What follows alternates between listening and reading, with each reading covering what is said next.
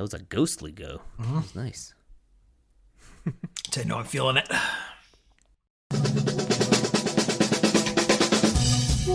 Yeah, so just prepare to... It'll be great. It'll be perfect. Y'all motherfuckers don't watch us play throughout the year, to tell you the truth. I'm gonna be real with you, and I don't care if I get fined.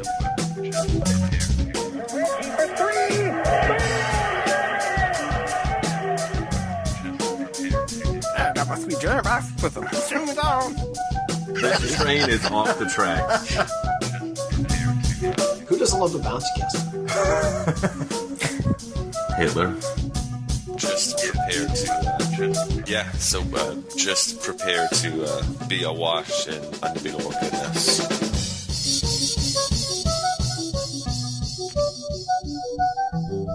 Welcome, Pacers fans. You are listening to the Undebeatables, your semi-weekly Pacers podcast. Today is December 18th, 2022, and this is episode 620.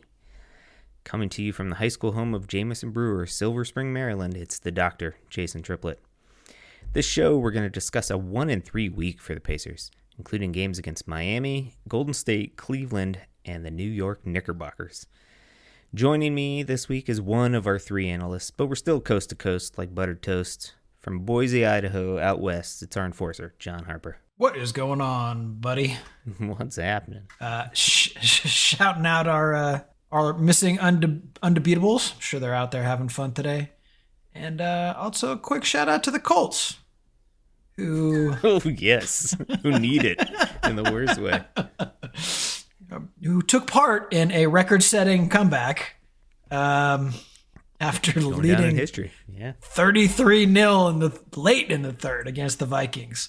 Somehow managed to still lose. So, they get the tank. Do we need Saturday to come over and coach the Pacers? I think so.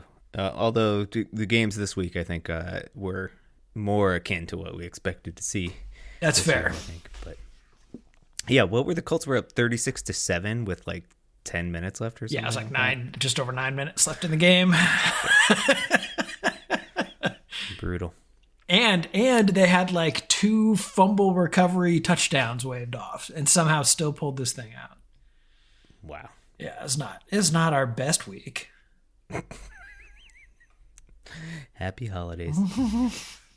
Shout out Happy Hanukkah to all of those out there that are celebrating. It's the first night tonight, so Shout out. Candles.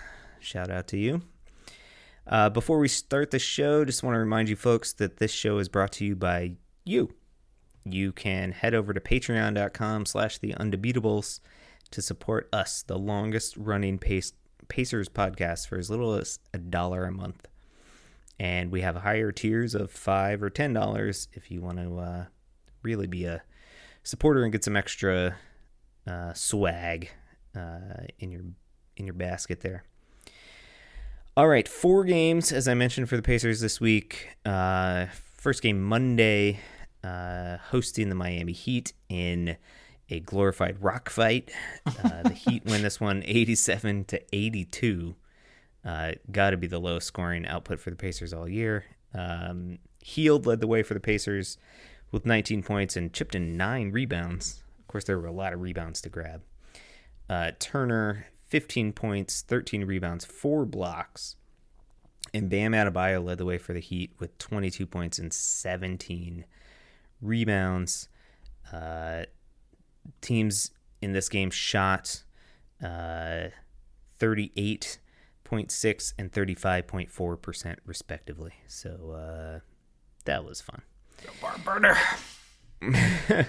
Wednesday, the Pacers host the Golden State Warriors, and they pull this one out. Actually in control of this game much of the time, winning 125-119. Halliburton snaps out of his funk and scores 29 and has 6 assists.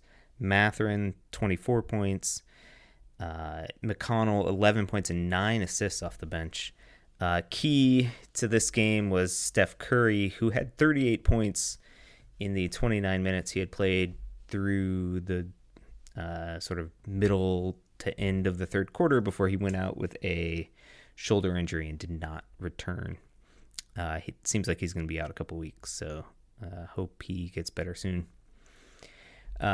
Friday, Pacers go on the road to play the Cleveland Cavaliers and drop this one 118-112. Mathurin with 22, Halliburton 17 and 14 assists. Turner had a double-double, 12 points, 11 rebounds. And my sister's son, Spida Mitchell, just murdered us and dropped 41 on our heads and several crucial buckets down the stretch. And then finally, today, this afternoon, the Pacers lost to the New York Knickerbockers. This was in Gainbridge Fieldhouse, 109-106. Aaron Nesmith leading the way, 23 points and 10 rebounds for that guy. Buddy Hield also had 23 points. Halliburton, 15 and 10. For the Knicks, Jalen Brunson put up 30, and Randall murdered us and put up 25 and 14 rebounds. So that's a tough loss. That was the Knicks' 7th consecutive win, so they are playing very good ball of late. What are your takeaways from this week, Harper? What do you think? We started off the week, obviously a tough game against that Miami team who came in playing playoff basketball for some reason against our young Pacers team. Mm-hmm. Really locked down. Learned Halliburton was human. Forgot his cape. But after giving up those, 29 offensive boards in that Brooklyn game, we only gave up 9 in this one. So, at least we're correcting the things that are most wrong. And, obviously when you've got your best player struggling the way that Halliburton was, missed all 9 of his shots. One solitary point. You're going to go out there and struggle a little bit, especially against a good team like Miami. Jimmy Butler just kind of bided his time and then, got himself going on a little, 7 or 8 point run in the fourth quarter, which, when that's 10% of the scoring that's going to take place in the game, turned out to be enough. That's it for that. That's the best 13 and 15 team we're going to see this year, probably. No doubt. Right. Yeah. That was a rough one. I didn't get to see much of this game, and when I saw the score, had no interest in watching the highlights either. Yeah, you don't need to go back and watch that one play by play. That's right. I caught the Warriors game on Wednesday, which was a really good contest. Like I mentioned off the top, I thought the Pacers were in control of that game much of the time, up by 10 or so. If I'm remembering this game right. Or no, maybe I'm thinking of the Cleveland game. But no, yeah, the Pacers had a 25-point lead at some point in the second quarter. Golden State is getting back in this, immediately sort of erasing the deficit throughout the third quarter. And then Steph Curry, as I mentioned, goes in for a block on, I want to say it was Turner, but I may not be remembering correctly. And then just kind of tweaks his shoulder, and I think it was ended up being a deltoid problem or something. Left shoulder subluxation. Subluxation, of course. How could I forget? Subluxation. We all learn about that in grade school, so it's not right. You forget about it at some point. But he doesn't have to have surgery, which is the good news for him. Yeah. Shout out to the guys in this game, though. I thought that the Pacers played their game and got some key buckets from Halliburton and Mathurin down the stretch, which really sealed the win and took care of the basketball. And I thought really out-executed kind of Golden State down the stretch. Yeah. Well, they were definitely shorthanded even before Curry. Not having either Thompson or Wiggins definitely hurt them a little bit. And then Draymond Green, being Draymond, managed to get himself tossed in the fourth. Oh, yeah. I'm remembering. Yeah. With 2 quick tees. Yeah, he got called for a foul. Sure deserved it. I forget who. I think it was Mathurin, maybe. Shot a 3, and Green came underneath him into the landing zone, and he got called for a foul, and he did not like that and proceeded to yell at the ref for the next 10 minutes, and then eventually got tossed. Eventually, what happened? Had He just didn't feel like playing, I guess, right? Because there's only one way that was going to end. Yeah, and it wasn't with him stopping talking. Curry's gone. I'm out of here. I'm not dealing with this. It should be noted that Golden State was also sitting Klay Thompson in that game for rest, and Andrew Wiggins was still nursing a bit of an injury, so they were not at full strength. Yeah, no Wiseman either. Yeah, very shorthanded.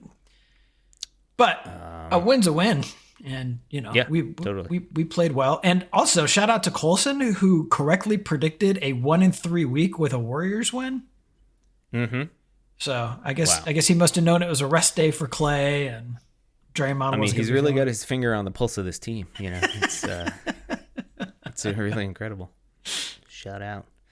But really nice bounce back for Halliburton in that one too. It was important for him to get his legs back under him. 5 of 10 from the range, got to the line 7 times. Just a really solid effort against a team that you can take advantage of their backcourt a little bit, especially when Thompson's not out there. Yep. Both he and Mathurin really got out of their funk there. Mathurin had gone through a little bit of a lull there the last few games. And really the rest of the week after this Golden State game is kind of back to being Ben Mathurin, which is good to see. The Cleveland game was super interesting to me. This was the type of game I expected this team to play all season long, which was very exciting. The Pacers it was sort of back and forth early, but then in the second half, the Pacers were just in control of this game. They were up by 10 to 12 points basically for the entire third quarter and well into the fourth. And then Cleveland just started playing defense, and the Pacers started making bad decisions and shooting bad shots and got punished for that. And then, of course, our old friend, the offensive rebound, or the opponent's offensive rebound, came into play down the stretch. There were several, what felt like 6 or 7 key possessions. I'm sure it was 2 that they allowed offensive rebounds and Cleveland to get points when they could have really extended the lead and made it a game. But also Halliburton played well in this game, but could not buy a bucket from deep. I think he was 0 of 8 or 9. If he makes 1, 3 throughout the game, maybe this is a totally different outcome. But definitely.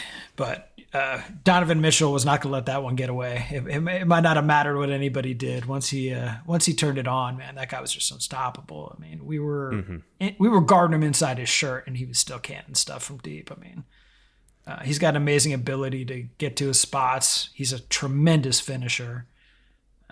He's just that guy's a baller, and to have the kind of talent behind him that he does right now, and Mobley and Garland. I mean, that team is just they're when they got it going, they're tough. Yeah, no doubt. He makes some slippery moves. There are multiple times. Both my folks are in town, so my dad was watching the game multiple times. My dad and I were just like, "Oh, where'd he go?" Yeah, what a move! Holy shnikes. Yeah. And then I didn't get a chance to catch the Knicks game today. Did you? Caught some of the second half. I got a little addicted to soccer today, so sure, with good reason. Very competitive game. Bench huge in this one, like they've been all season. Mathurin with another 15 points. And just it came down to the stretch, and Buddy Hield got himself into a little trouble a few times. Some silly turnovers, bad foul late in the game. We were up, I think, 104, 103. And just, we got kind of a ticky-tack foul against Randall from Neesmith, and just couldn't quite put the finishing touches on this one. This game back and forth. Yeah, we could have had that 19 lead changes and 17 ties in this game. So this was really anybody's game. We're really used to, executing teams in these kind of situations, but just didn't quite get the job done here. Yeah. It's interesting. You bring up the decision making from Hield in this New York game, and I noticed the same thing in the Cleveland game. There were down the stretch a few times that the Pacers, I mean, granted, Cleveland's defense was stepped up, but a lot of settling for early threes and contested threes that I thought were not necessary. Yeah. Which, again, this is sort of the type of thing that I expected coming into the season. You know, you've got a third-year point guard. You're playing two rookies down the stretch. The thing that's disappointing to me, and maybe we can extend the conversation that Colson and I had last week, is that oftentimes you have that, but then you have Buddy Hield chipping in a few extra bad decisions down the stretch, which is never helpful. Yeah, and that's exactly what happened here. A couple of threes that he didn't have to take. He would have done better to, maybe get into the lane. He had one where he could have shot a pretty good-looking three, but instead decided to pass it to the Knicks. And we were in a position where we really, could have pulled off a trap late, and he failed to execute. His decision making has been better this year than it has been historically. There's no doubt about that. But there's still plenty of room for improvement for him, and he's a really hard worker. But just if we could just get rid of the worst 10% of what he's doing out there, it would make such a vast difference. Because for him, just the how far he goes from the median in either direction over the course of a game can be so huge. Like, just got wild swings from awesome to what? That's a good point. Yeah. His average, that's what, you end up looking at averages and you're like, oh, okay, this makes sense. But then, from moment to moment, you're getting, it's like good buddy or bad buddy. Like there's no in between. There's no okay buddy. No. And welcome back to Chris Duarte, who got... oh, yeah, shout out. Yeah, got his first minutes after returning. Played 14 in this one. Gets 6 points and a couple boards, 2 of 5 from the floor. He was okay. He's got some work to do to round back into shape for sure. Yeah. It's going to take him some time. Yeah. Coming back from ankle. And with how Neesmith's been playing, I mean, those minutes just... They ain't his right now. A lot of competition on this team. I've been really impressed with his activity. I mean, I feel like I've said that. That's kind of my only comment about him all year. But really, it is like, he comes in and he plays hard, and all the other stuff I think will hopefully catch up, skill wise and shooting wise and stuff. So, we'll see. I had one more thing I was just going to say, and I totally blanked on what it was. So let's talk about what we're going to do next week. The Pacers have 2 games this week, very light schedule, but very tough schedule. Oh, I know what I was going to say. The Pacers now, after dropping this game to the Knicks, are now under 500. We're 15-16 for the first time since early November. So that high that we were riding is not so great anymore, and the Pacers have now dropped into 9th position in the Eastern Conference standings, a mere 2.5 games ahead of the Bulls for the 11th spot. So there's that to talk about. Coming up this week, the Pacers 2 games, Wednesday at Boston and Friday at Miami. What are you seeing here? I mean, it'll be. I'm happy to lose to Boston. I kind of want one back on Miami now, though. I'll take 1-1 for sure. I feel like we owe them a couple. Yeah. So yeah. 1-1 sounds good. I feel like it's 2-0. I think Boston is they overachieved early, and now they're gonna come back to earth, and we're gonna get back over 500 going into the Christmas holiday. Get to celebrate. Like it. Sounds good. Okay, let's talk soccer. This game was insane. For those of you that didn't catch the World Cup final, I don't know what you were doing. Go watch it. It was quite possibly the greatest game ever. Argentina just completely dominant in the first half. Like maybe the most impressive half I've seen from an international squad like ever. Like France, who is one of the most talented teams ever, just couldn't possess the ball. Like anytime they got it, it was a turnover. The ball pressure was tremendous. 3 seconds or something. They earn a penalty sort of midway through the first half. Messi nails that. But I want to talk about this goal, the second goal, which was this pass by Messi. I don't know if people understand how hard this pass was. So he receives the ball in midfield, back to the goal, sort of traps it. It kind of pops up on him, and he proceeds to flick it backwards with his left. I mean, he's left-footed, so it's his dominant foot, I guess, but still flicks it backwards with enough pace to it's like a through ball that just unlocks the entire defense, and then there's a pass forward and then another pass forward, and they finish. Two wild one touches. Yeah. Yeah, basically just clinical soccer, like the way you dream it up. Yeah. And it was, oh my gosh. And then who were you cheering for in this game? Great finish from Di Maria on that one too, which was good to see. I like the conscious part of my brain wanted to root for Messi to finally,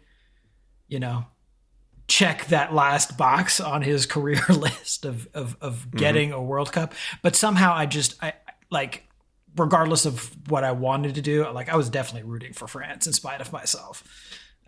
They're just, they really are an incredible team. And as poor as they looked in that first half, boy, it doesn't take them long to get going. I mean, it was 93 seconds it took to level that thing. Yeah. So, and this is like in the 80th minute. So Argentina are basically just holding their own for the most part in the second half. France is a little bit threatening, but not too threatening. And then all of a sudden, I forget who drew the penalty, but there's a chip over the back line. They earn a penalty. Mbappe just nails this penalty, despite the fact that the Argentinian keeper gets a hand on it.